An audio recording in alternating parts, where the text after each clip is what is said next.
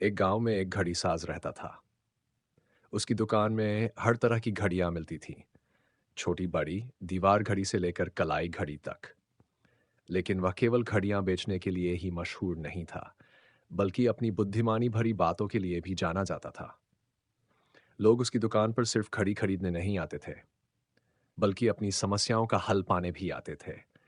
उसकी उपस्थिति में एक एक अनोखी शांति थी जो लोगों को आकर्षित करती थी। अक्सर लोग बिना किसी काम के भी उसकी दुकान पर बैठ जाते और उसकी बातों को सुनते रहते। लेकिन एक अजीब बात थी, वह कभी भी अतीत या भविष्य की बात नहीं करता था। जब भी कोई उससे उसके अतीत या भविष्य के बारे में पूछता, तो वह बस मुस्कुरा देता और घड़ी की ओर इशारा करता। लोगों को यह समझ नहीं आता था कि वह ऐसा क्यों करता है। एक दिन एक युवा लड़का उसकी दुकान पर पहुंचा।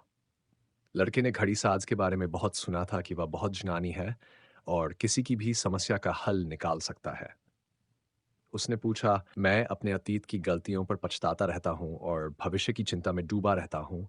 मुझे कुछ भी अच्छा नहीं लगता, कृपया मुझे सही राह दिखाएं। घड़ीसाज ने मुस्कुराकर कहा,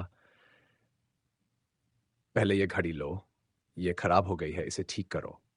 लड़का चौंक गया और बोला, मैं इसे कैसे ठीक कर सकता हूँ? मैं घड़ियां बनाना नहीं जानता। खड़ीसाज ने कहा, कोशिश तो करो, पहले इसे खोलो।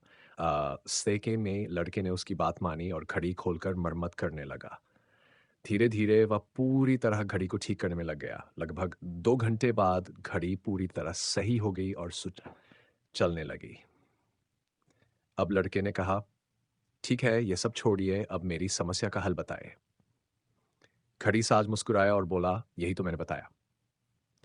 लड़का हैरान रह गया, कैसे? घड़ी साज ने समझाया, जब तुमने